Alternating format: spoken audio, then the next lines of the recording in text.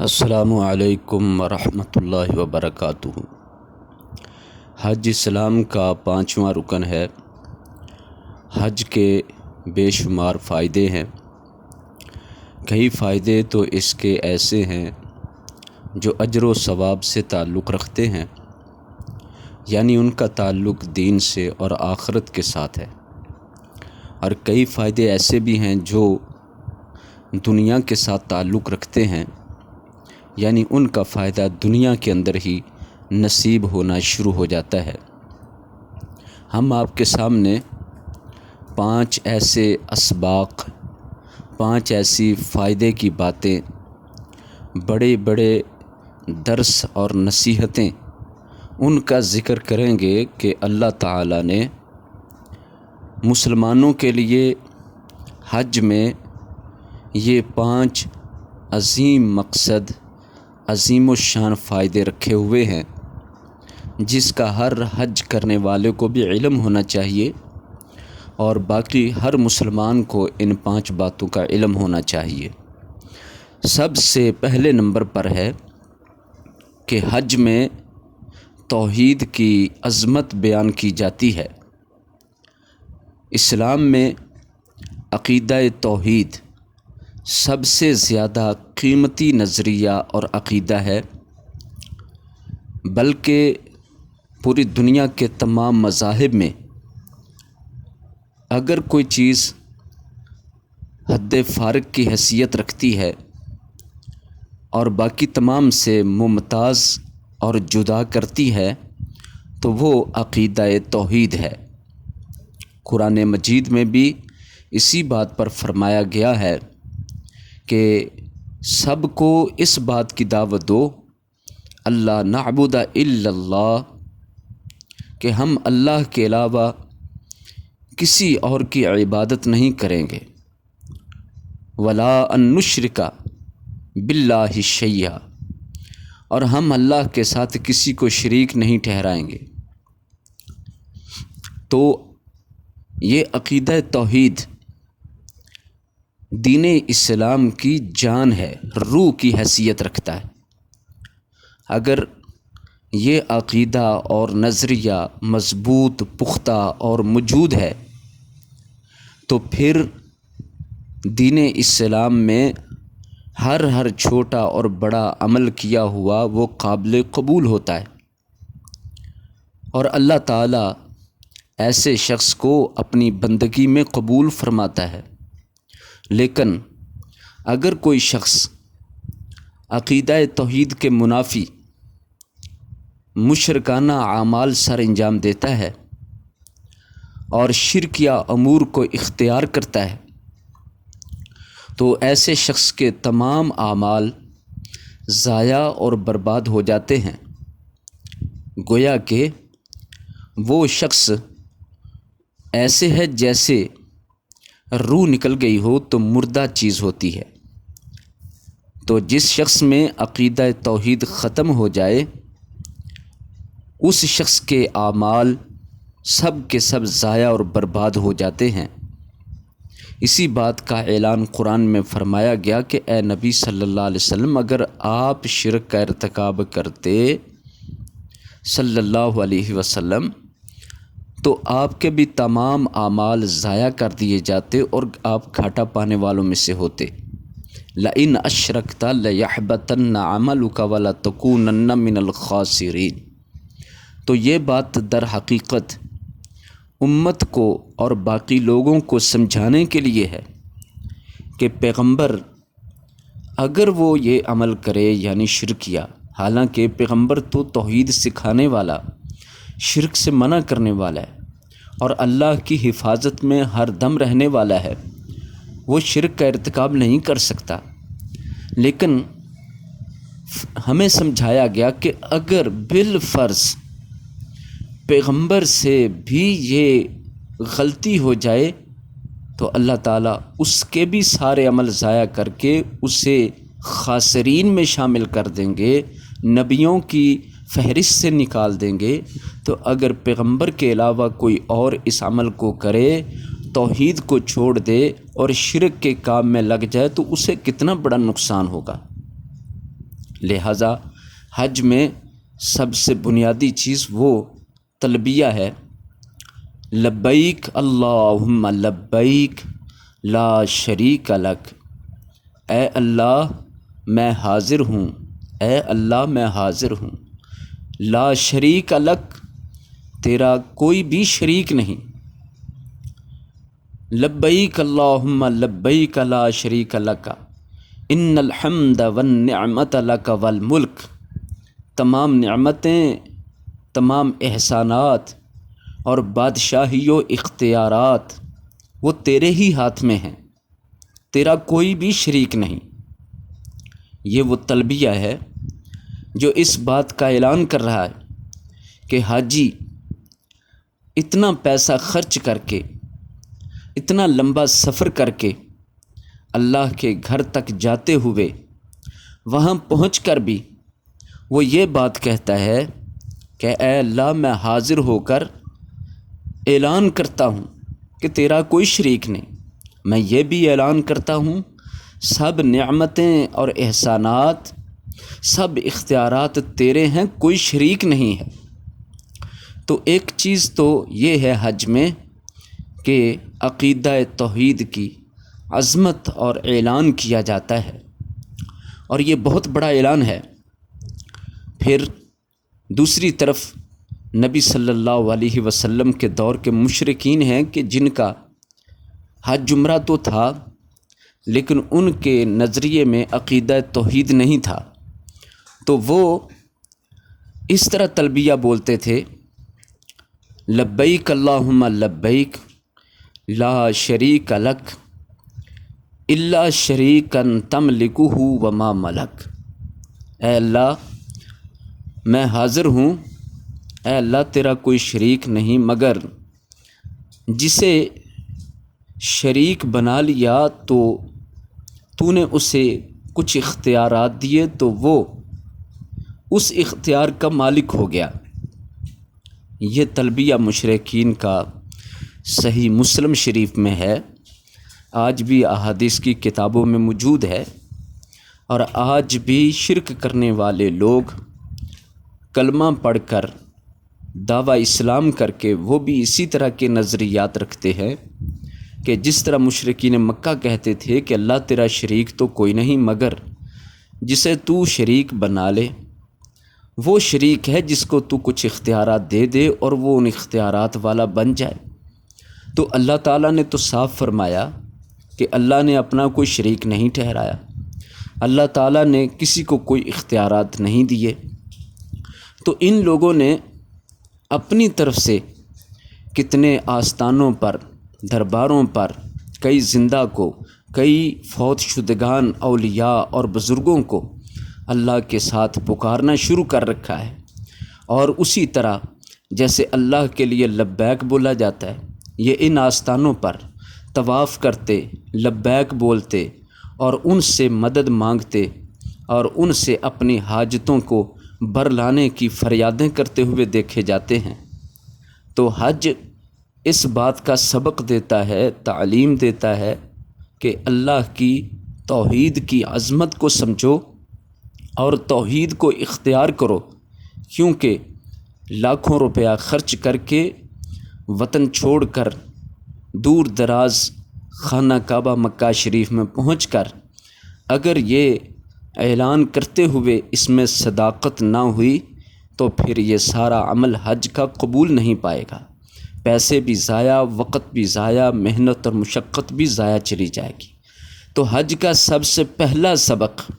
سب سے پہلا فائدہ جو انسان کو نصیب ہوتا ہے وہ ہے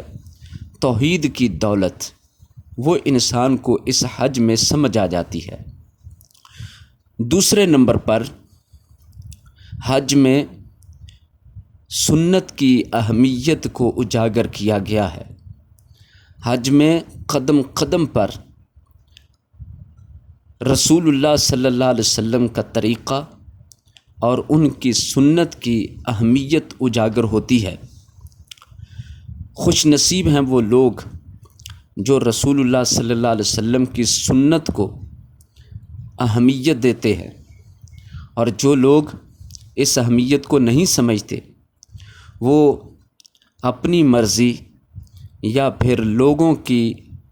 مرضیوں کے مطابق اپنے عمل بناتے ہیں، لیکن انہیں رسول اللہ صلی اللہ علیہ وسلم کے اعمال کی اہمیت، عظمت اور اس کی بلندی نظر نہیں آتی، وہ اس سے محروم رہ جاتے ہیں۔ تو آئیے دیکھیں، حج کے موقع پر کئی ایسی چیزیں ہیں کہ جن کو صرف اس لیے رکھا گیا ہے، قائم رکھا ہوا ہے کہ وہ رسول اللہ صلی اللہ علیہ وسلم کی سنت ہیں، اگرچہ ان کی اس دور میں یا ہمارے زمانہ میں اتنی زیادہ ضرورت نہیں، لیکن ان کو اس لیے قائم اور دائم رکھا گیا ہے کہ یہ رسول اللہ صلی اللہ علیہ وسلم کے طریقہ ہے۔ مثال کے طور پر 2 مثالیں ہیں۔ نمبر 1، رمل۔ جب طواف کیا جاتا ہے تو پہلے 3 چکر میں مرد حضرات اپنا دایاں کندھا ننگا رکھتے ہوئے ایڑیاں اٹھا کر سینہ چوڑا کر کے، یعنی اکڑ کر چکر لگاتے ہیں۔ 3 چکر طواف کے اچھی طرح طاقت کا مظاہرہ کرتے ہوئے طاقتور بن کر چکر لگائے جاتے ہیں۔ تو باقی 4 چکر سادہ طریقے سے لگائے جاتے ہیں۔ تو یہ اب 3 چکر کی اصل حقیقت یہ تھی کہ جب رسول اللہ صلی اللہ علیہ وسلم یہاں طواف کے لیے اس وقت حاضر ہوئے جو صلح حدیبیہ کے بعد طواف کا موقع ملا تھا، عمرہ کا موقع ملا تھا، تو مشرکین نے کہا مسلمان تو مدینہ جا کر کمزور ہو گئے ہیں۔ تو رسول اللہ صلی اللہ علیہ وسلم نے جب یہ بات سنی تو آپ نے فرمایا کہ پہلے 3 چکر اکڑ کر، سینہ تان کر، ایڑیاں اٹھا کر اور مضبوط قدموں کے ساتھ 3 چکر لگائے جائے۔ اب اس کے بعد مشرکین تو وہاں سے ختم ہو گئے جن کو دکھانے کے لیے تھا، بعد میں مسلمان وہاں حاکم ہو گئے، اور پھر حضرت عمر رضی اللہ عنہ کے دور میں اسلام کی حکومت دور تک پھیل گئی۔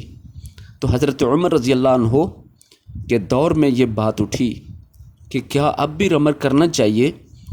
تو حضرت عمر رضی اللہ عنہ کا جواب تھا کہ اگرچہ کوئی مشرک نہیں یہاں بیٹھے ہوئے جو دیکھتے ہوں، لیکن یہ میرے نبی کی سنت ہے،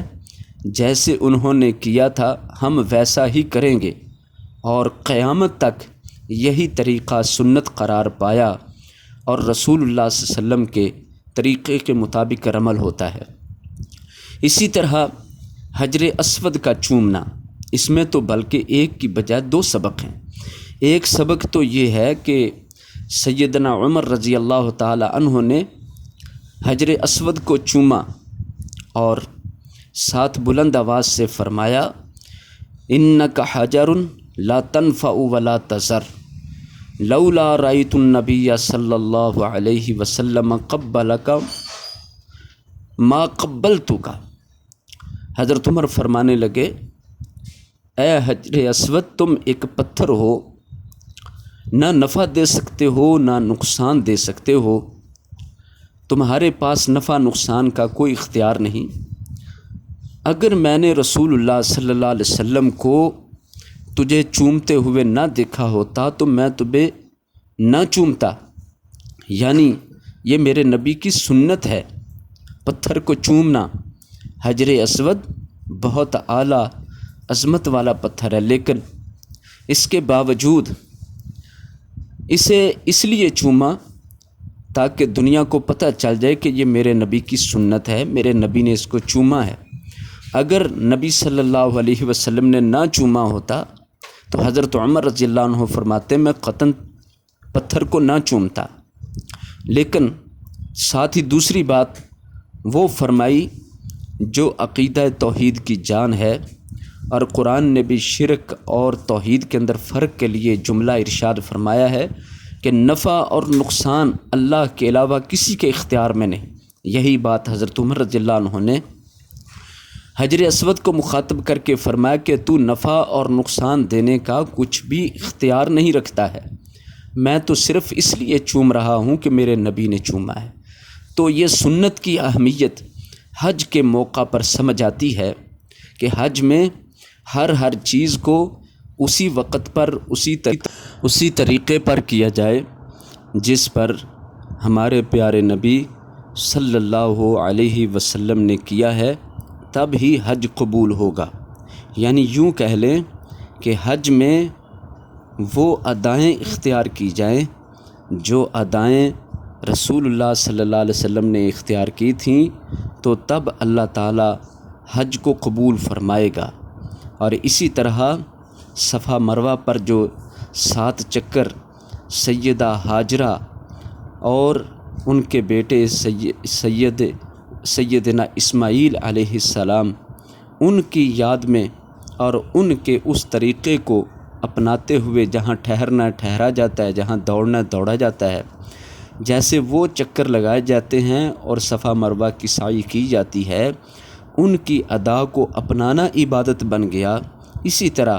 دین اسلام میں ہر عبادت کا عمل ہمارے نبی صلی اللہ علیہ وسلم کی اداؤں کو اپنانے کا نام ہی اصل میں نیکی، دین اور عبادت قرار پا گیا۔ تو حج میں اتنا زیادہ خرچہ کر کے وقت نکال کے جانا، تو اس میں ان اسباق پر غور کرنا چاہیے کہ حج کے اندر سکھایا کیا جا رہا ہے، حج میں تربیت کیا کی جا رہی ہے، حج کے اندر حاجیوں کو کن چیزوں پر پابند کیا جا رہا ہے تاکہ وہ حج کر کے جائیں تو اس بات کی ٹریننگ اور تربیت پا کر جائیں کہ وہ نبی صلی اللہ علیہ وسلم کی سنت کی اہمیت دلوں میں بسائیں اور نبی صلی اللہ علیہ وسلم سے محبت میں ان کی اداؤں کو اختیار کر کے دین اسلام پر عمل پیرا ہوں گے۔ تیسرے نمبر پر احترام مسلم۔ حج کے جو فائدے اور اسباق ہیں ان میں تیسرا بڑا فائدہ وہ یہ سکھایا گیا ہے کہ ایک مسلمان اس کا احترام ہے۔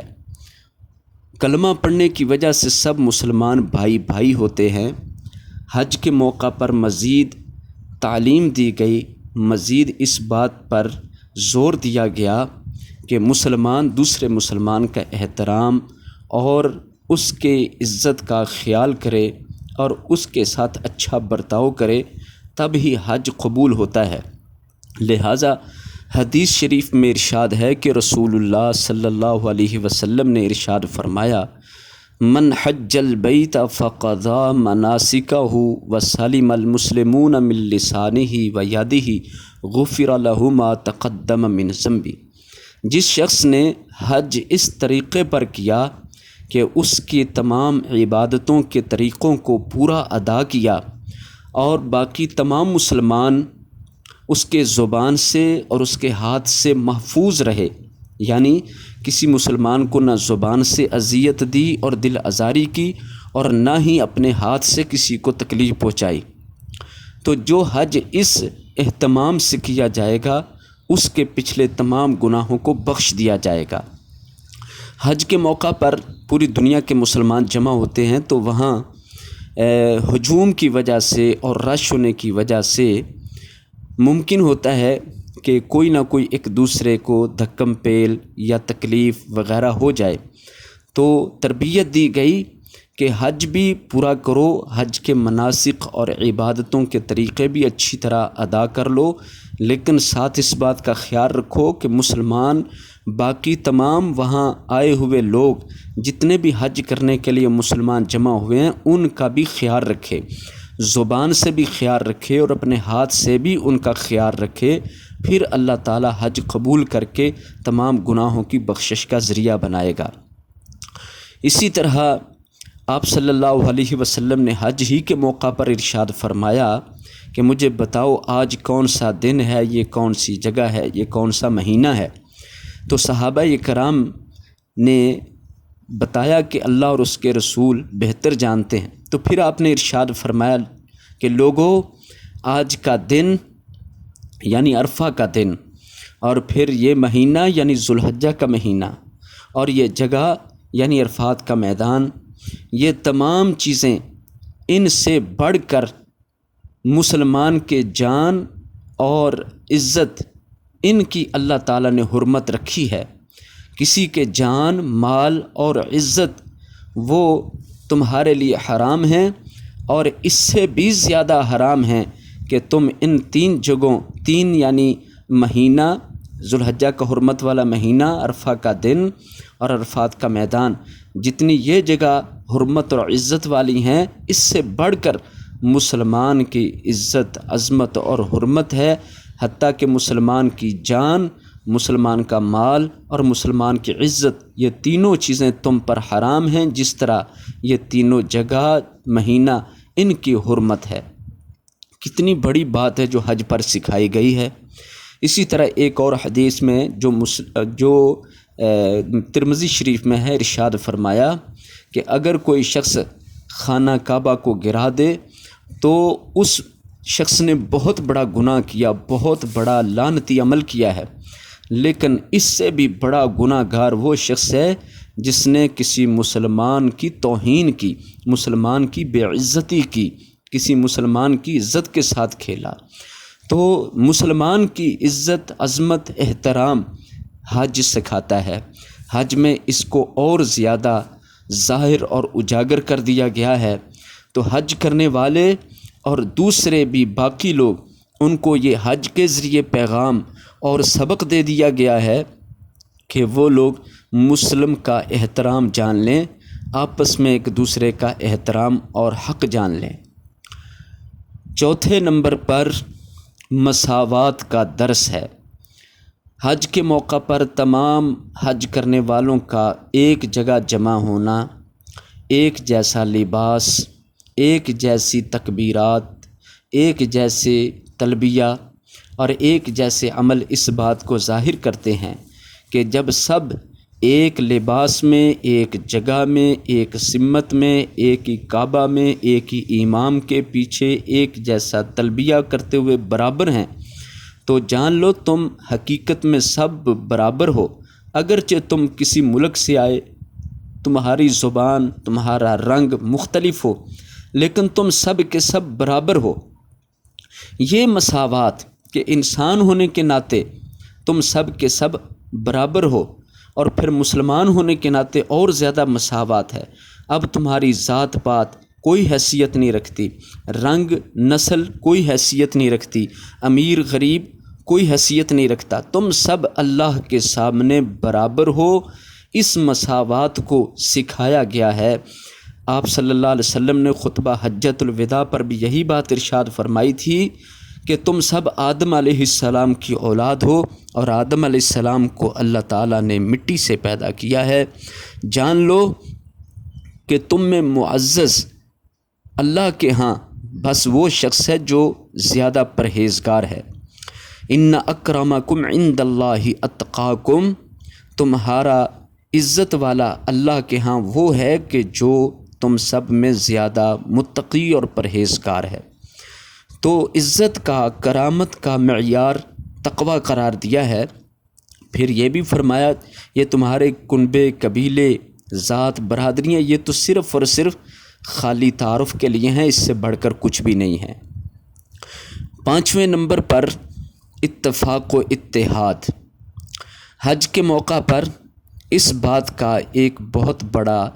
سبق حاصل ہوتا ہے، اور امت مسلمہ کو اس سے فائدہ اٹھانا چاہیے تھا۔ وہ یہ ہے کہ مسلمان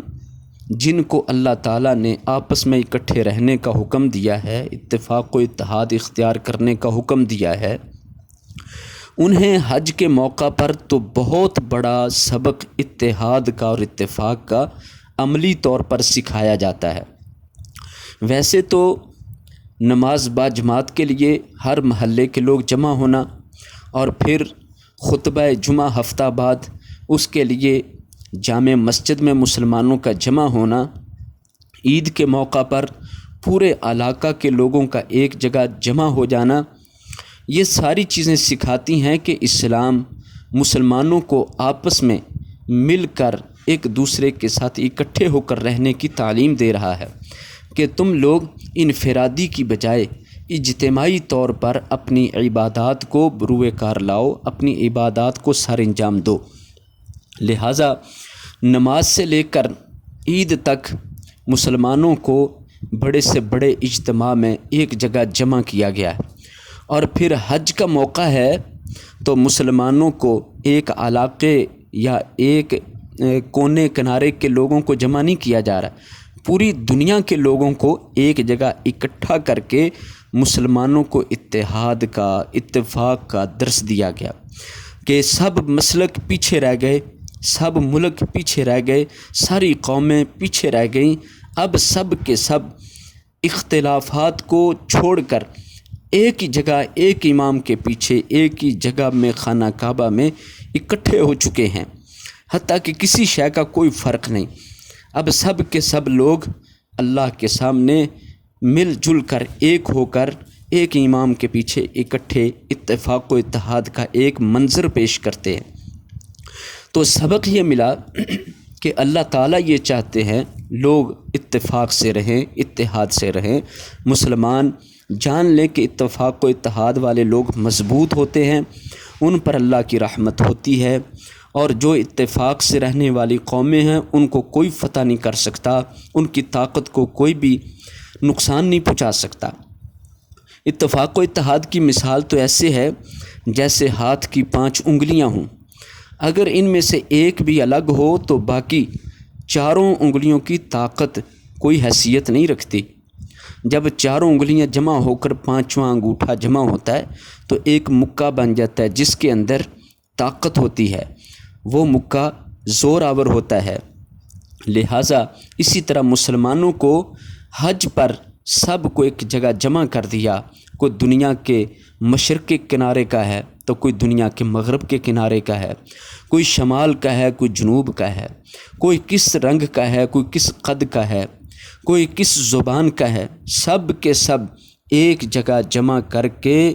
حج کے موقع پر اتفاق و اتحاد کا درس دیا۔ کاش اس عمل پر غور کیا جاتا اور اس سے فائدہ اٹھایا جاتا۔ ہر حج کے موقع پر دنیا کے بڑے بڑے بادشاہ اکٹھے ہو کر کوئی بڑا فیصلہ کرتے تو آج دنیا پر مسلمانوں کی حکومت ہوتی، آج دنیا مسلمانوں سے ڈر رہی ہوتی۔ لیکن افسوس کہ حج کے اس بہت بڑے پیغام کو اور اس عملی اقدام کو جو تعلیم دیا گیا، سکھایا اور سمجھایا گیا، اس پر عمل نہیں کیا گیا اور اس کو اپنی زندگی میں اور اپنی قوموں کے اندر، اپنے ملکوں کے اندر اپنایا نہیں گیا، ورنہ ایک مرکز ہوتا، مسلمانوں کا ایک ہی سینٹر ہوتا اور اس سے جو فیصلے آپس میں بیٹھ کر طے پاتے، پوری دنیا ان فیصلوں کے سامنے کوئی اہمیت نہ رکھتی، اور اہمیت ہوتی تو مسلمانوں کے اتفاق و اتحاد کی ہوتی۔ اللہ تعالی ہمیں حج کے ان تمام فوائد کو اور ان تمام اسباق کو اور اس میں ملنے والے تمام پیغامات کو سمجھنے کی، عمل کرنے کی اور دوسروں تک پہنچانے کی توفیق عطا فرمائے۔ صلی اللہ تعالی علی النبی وما علینا الا البلاغ۔